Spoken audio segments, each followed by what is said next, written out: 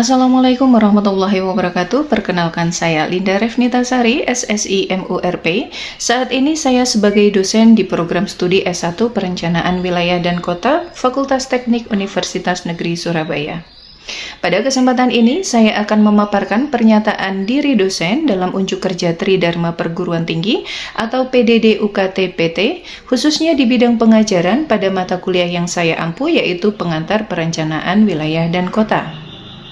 Mata kuliah ini memiliki bobot sebanyak 2 SKS dan merupakan mata kuliah wajib program studi S1 Perencanaan Wilayah dan Kota.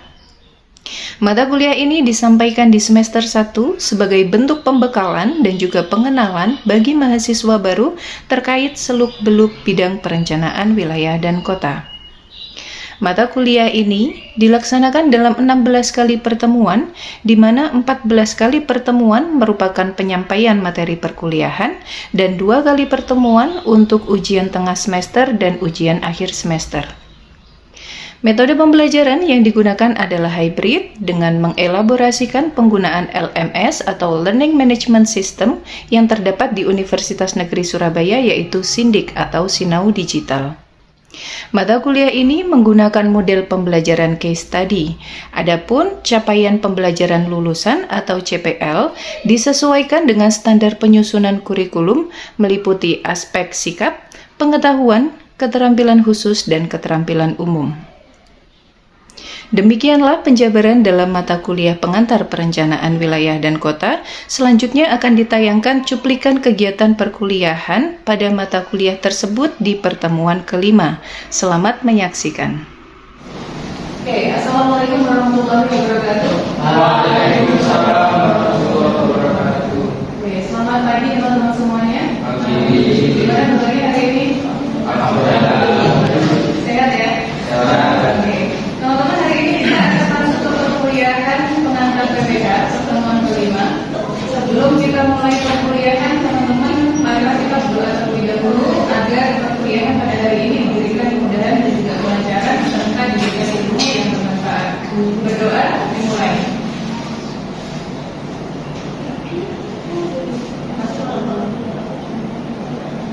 Berdoa selesai.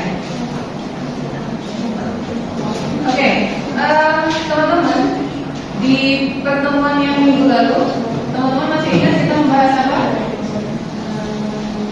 Ya, minggu lalu kita sudah membahas terkait dengan definisi ruang, kemudian juga komponen pembentuk dari ruang.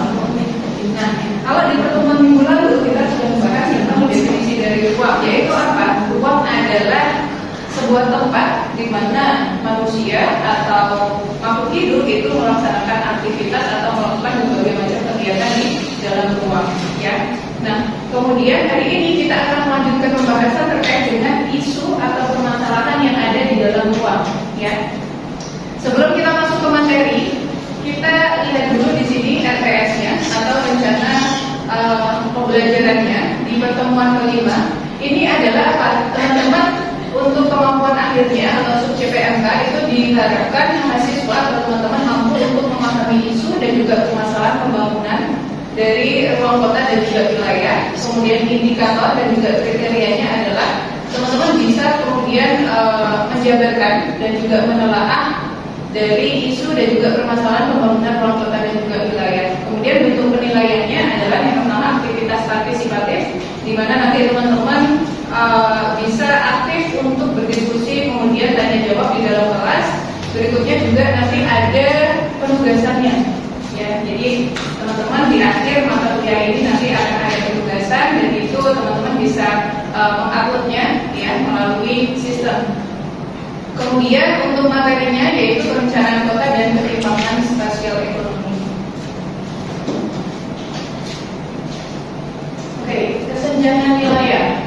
Nah, kalau teman-teman lihat di slide yang ada di sini, ini apa yang terjadi teman-teman?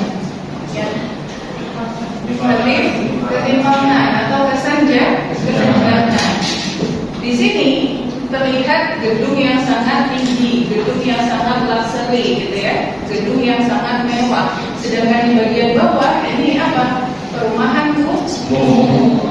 Ya, inilah yang disebut sebagai kesenjangan.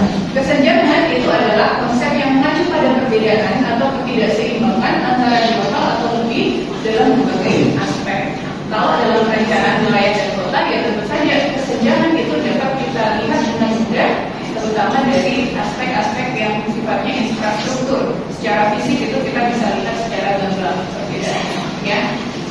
Oke. Berikutnya,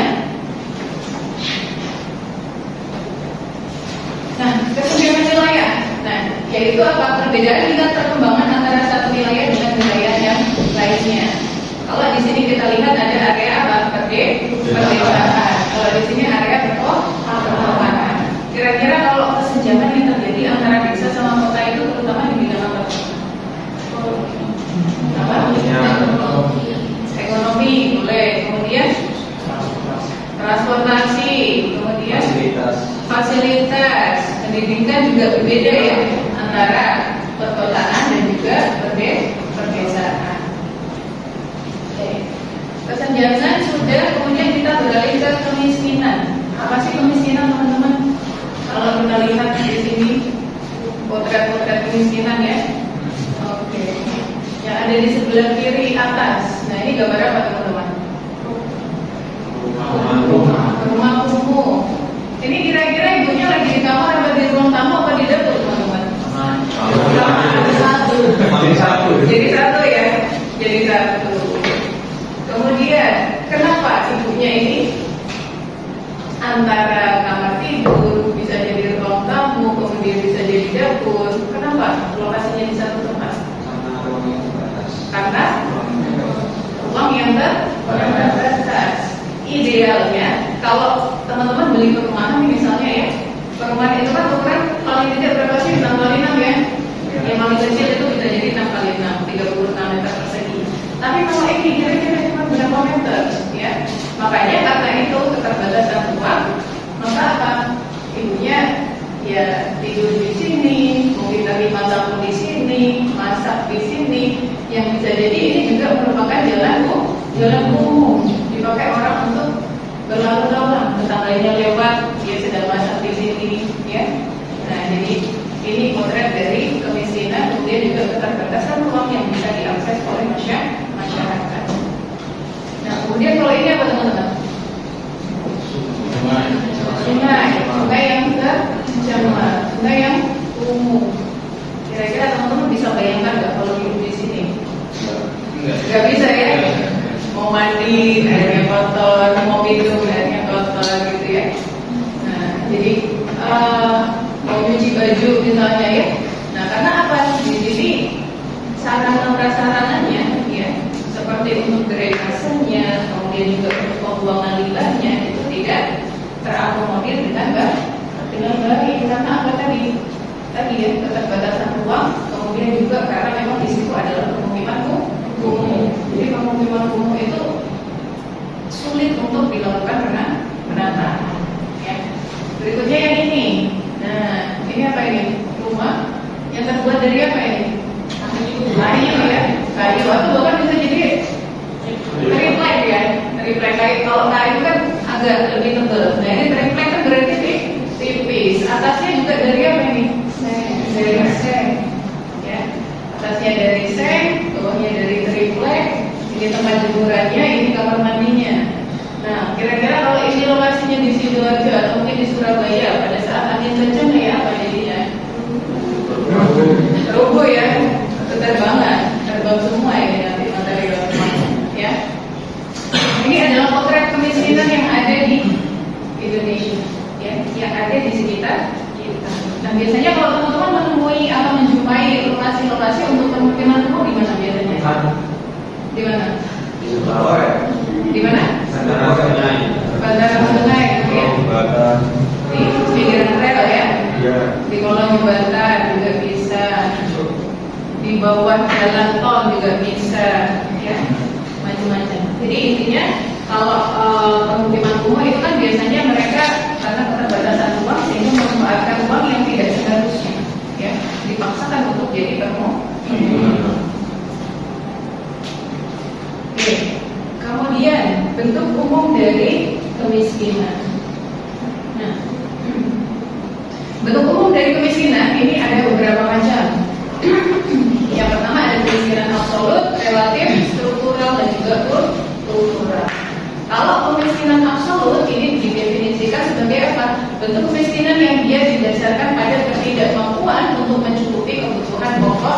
minimum, ya. Jadi seseorang dikatakan miskin itu standarnya adalah apa? Ketika dia tidak mampu mengakses kebutuhan pokok seperti sandang, pangan dan juga makan, ya.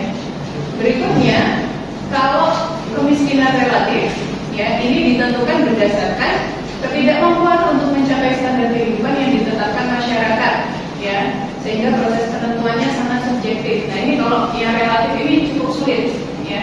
Bisa jadi menurut kita itu orangnya kaya, tapi bisa jadi menurut lingkungan yang ada di sekitar mereka itu disebut sebagai miskin. Bagi kita misalnya orang yang punya di Surabaya nih, misal orang yang punya rumah itu sudah dikatakan orang yang mampu, maksudnya bukan miskin, ya. Tapi ketika di desa orang sudah punya rumah tapi nggak punya mobil, ya biasa aja gitu ya. Tapi kemudian kalau orang yang punya mobil itu dikatakan sebagai orang yang kaya. Padahal bagi kita yang hidup di kota untuk membeli sebuah rumah aja sudah cukup perjuangan, ya. Nah, kemudian bisa jadi antar pulau, antar daerah yang ada di Indonesia. Indonesia kan luas sekali ya, dari Sabang sampai Merauke. Tapi standar untuk menilai kemiskinan ini kalau kita berdasarkan pada yang kemiskinan relatif ini juga cukup sulit. Kalau di Jawa mungkin ya, kalau teman-teman datang ke kondangan misalnya, ya pakaian biasa aja. Tapi kalau teman-teman misalnya ke Banjar atau ke daerah-daerah yang di sana kulturnya berbeda dengan kita, ya maka kalau kondangan itu harus pakai apa misalnya perhiasan yang emas yang mentereng. Kalau nggak pakai emas yang mentereng nanti dikatakan sebagai orang yang miskin, ya. Kenapa? Oh gitu. Iya. Jadi cukup sulit untuk mendefinisikan kemiskinan yang dia kemiskinan sifatnya relatif, ya. Nah, kemudian ada kemiskinan struktural juga, yaitu apa? Kemiskinan yang dia ditengarai atau disebabkan oleh kondisi struktur atau tatanan kehidupan yang tidak menguntungkan. Nah, ini biasanya struktural itu terkait dengan kebijakan dari pemerintah. Misalnya ada kebijakan kenaikan BBM atau ada kebijakan kenaikan bahan pokok, ya, sehingga kemudian orang-orang yang sebenarnya awalnya mampu atau orang yang sebelumnya itu ya tidak terlalu miskin, tapi karena harga pokok, bensin dan lain sebagainya itu naik, maka akan dia atau orang tersebut tidak mampu lagi untuk mengakses tadi kebutuhan pokoknya, ya, karena sangat mahal, ya. Maka ini termasuk dalam kemiskinan yang sifatnya struktural, ya. Nah, kemudian yang keempat adalah kemiskinan yang kultural. Nah, ini juga kemiskinan kultural itu terkait dengan apa? Sifat dari masing-masing orang, ya. Sifat dari masing-masing orang atau ini individu. Karakter. Ada orang yang punya karakter atau mental miskin. Yaitu apa? Ya, sebenarnya mereka punya daya upaya, punya tenaga, tapi tidak memanfaatkan atau tidak menggunakan tenaganya itu, ya. Laki-laki misalnya yang masih muda, yang masih sehat, yang masih kuat, tapi dia tidak mampu untuk atau tidak mau, ya, untuk bekerja. Berarti apa? Dia mentalnya adalah mental miskin, ya. Ini yang nantinya ya terkategori sebagai kemiskinan yang kultural, ya. Dia mental miskin, tidak mau berusaha untuk keluar dari kemiskinan. Nah, ini 14 kriteria masyarakat miskin menurut standar BPS. Oke, yang pertama, luas lantai bangunan tempat tinggal kurang dari 8 meter persegi per orang. Ya, kalau kurang dari 8 meter persegi per orang berarti dikategorikan sebagai miskin. Ya. Nah, kalau teman-teman lihat di perkotaan, karena keterbatasan ruang itu biasanya satu rumah yang ukurannya nggak lebar, paling ya katakanlah 4x6 misalnya, ya, di perkampungan misalnya 4x6. Nah, itu bukan hanya dihuni oleh satu kakak, tapi bisa jadi dihuni oleh tiga kakak. Ada orang tuanya 2, kemudian punya anaknya misalnya 2, anaknya sudah nikah masing-masing, punya anak lagi, ya. Jadi hitung saja, misalnya dalam satu rumah itu yang menghuni lebih dari 10 orang. Padahal tadi seharusnya ruang tadi standarnya adalah 8 meter persegi per orang.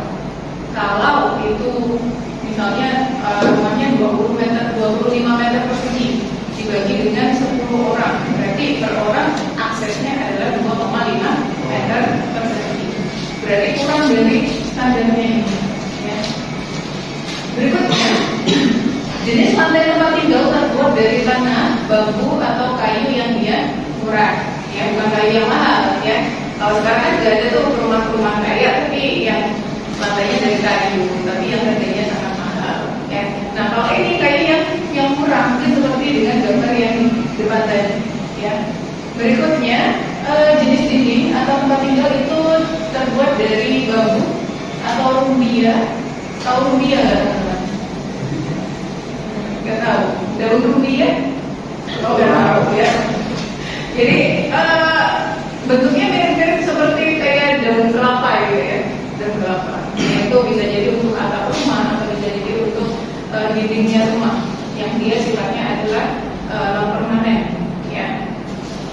Kemudian yang keempat, tidak memiliki fasilitas buang air besar atau bersama-sama dengan rumah tangga lain. Ya, jadi seharusnya atau idealnya masing-masing rumah itu kan punya apa? Punya toilet atau kamar mandi. Saluran pembuangan masing-masing itu idealnya. Tapi kalau orang miskin, mereka tidak bisa untuk membuat kamar mandi, maka apa yang terjadi? Ya kalau yang di dekatnya sungai ya berarti ke sungai gitu ya. Kemudian kalau ada yang dekatnya mungkin kamar mandi umum, mereka memilih untuk ke kamar mandi umum. Ya. Jadi karena keterbatasan itu tadi, maka padahal kebutuhan kamar mandi itu kan kebutuhan yang sangat krusial ya. Apalagi kita sebagai manusia, ya untuk hidup itu ya pasti yang namanya butuh kamar mandi karena itu sifatnya natural. Ya. Nah kemudian sumber penerangan rumah itu tidak menggunakan listrik. Nah, berarti pakai apa? Pakai lilin, pakai apa? Pakai obor, pakai apa yang lain. Nah ini ya, kalau kita di Surabaya mungkin untuk kebutuhan listrik itu kita sudah tidak sudah tidak pusing lagi ya.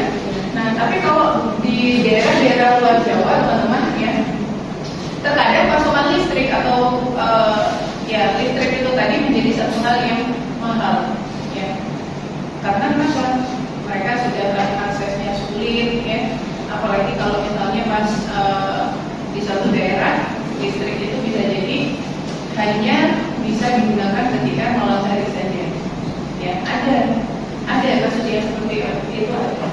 Ya jadi kalau dulu ya teman saya waktu KKN itu dia memilih lokasi di daerah atau pulau yang keluar dari Indonesia, yaitu tadi kalau pagi sampai siang itu nggak ada listrik, adanya listrik itu malam, tapi itu juga tidak tiap hari.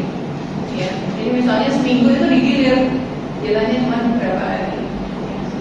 Nah, jadi faktanya memang seperti itu, bahwa ya kan kalau untuk yang barang-barang mewah ya, untuk kebutuhan pokok saja seperti kecukupan listrik itu juga masih belum merata. Nah kemudian sumber air minum itu berasal dari sumur atau mata air yang tidak terlindungi ya. Nah jadi kalau masih memanfaatkan misalnya sungai ya, sungai kalau di daerah pegunungan sih mungkin masih oke karena dia pencemarannya masih rendah. Tapi kalau di sini ya tidak mungkin lagi kalau di perkotaan menggunakan air minum yang dia tidak terlindungi. Berikutnya, bahan bakar untuk memasak sehari-hari adalah kayu bakar, arang atau minyak tanah. Nah, kalau dulu zaman saya masih kecil masih bisa pakai minyak tanah, ya, karena masih umum orang-orang menggunakan minyak tanah. Kalau sekarang pakai apa? Pakai gas, ya, atau pakai listrik juga ada. Ya. Bahkan gas itu sekarang juga mulai beralih ya dari gas yang tabung ke apa namanya PDN ya. Pakai PDN yang disalurkan di tiap-tiap rumah. Oke, berikutnya hanya mengkonsumsi daging atau susu atau air dalam 1 kali seminggu. Nah ini teman-teman mengkonsumsi daging, ayam atau susu berapa kali dalam 1 minggu? Nah, salah satunya tadi ayam berarti ya. Iya. Kalau anak kos biasanya di awal bulan masih kaya ya.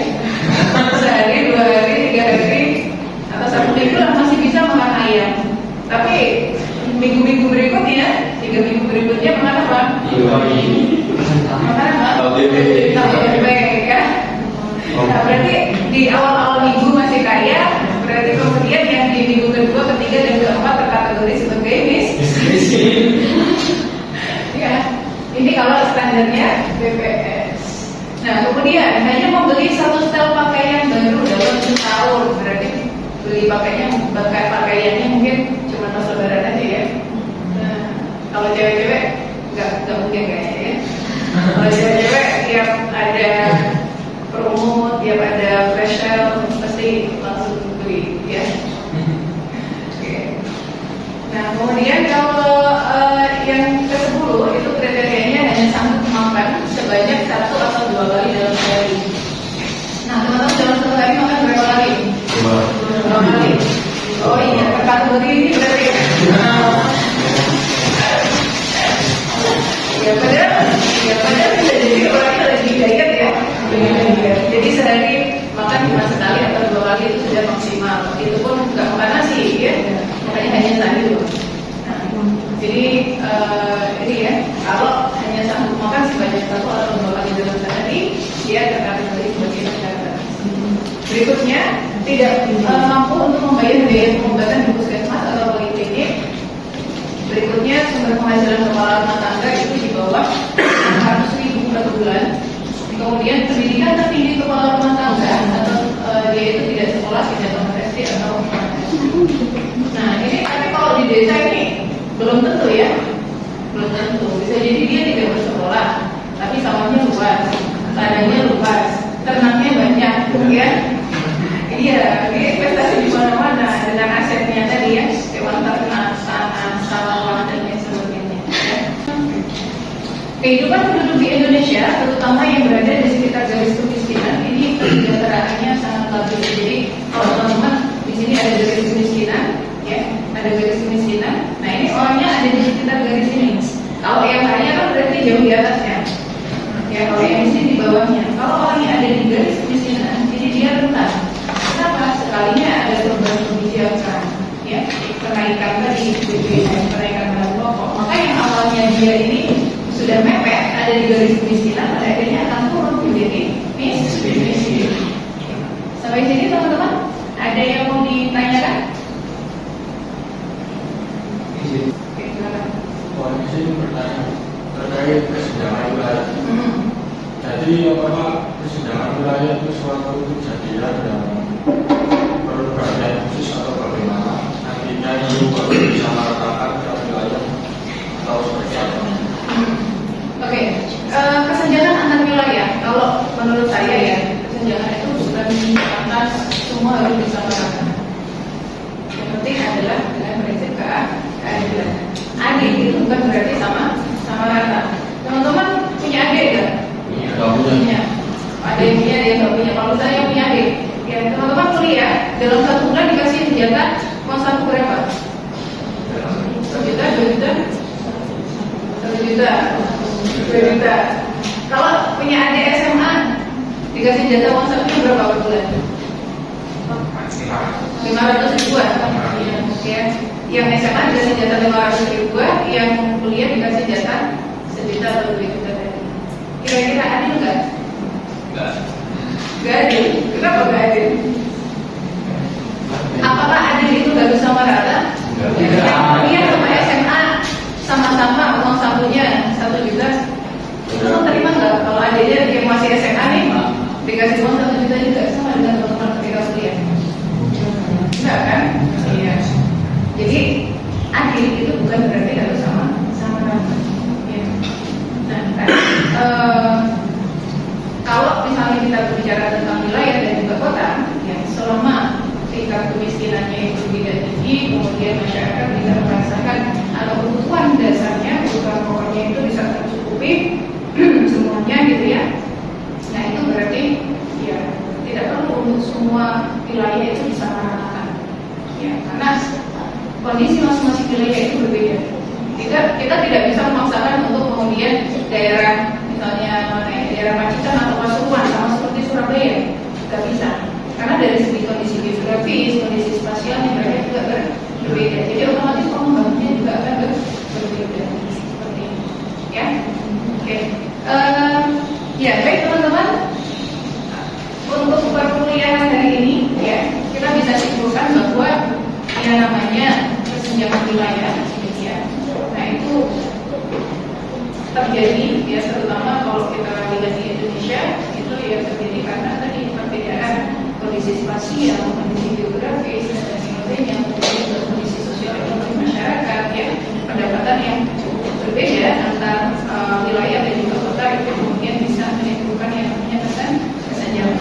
Tapi itu semua bisa diminimalisir ya, asalkan tadi ya kita bisa bijak atau pemerintah itu bisa bijak dalam mengelola sumber daya. Yang penting masyarakatnya itu tidak masuk dalam kategori kemiskinan yang cukup ekstrim ya. Nah seperti itu. Nah berikutnya untuk pertemuan kali ini teman-teman ada tugas ya, ada tugas. Jadi nanti teman-teman membuat sebuah paper ya, membuat sebuah paper, kemudian juga ditampilkan dalam bentuk PPT ya. Jadi ada dua jenis ya, menulis paper dan juga presentasi ya. Nah nanti tugasnya adalah teman-teman menganalisis isu spasial sosial yang menjadi tantangan untuk perencanaan wilayah dan juga kota yang ada di Indonesia ya. Nah itu nanti teman-teman silakan bisa mengupload tugasnya itu by system ya di SSO ya.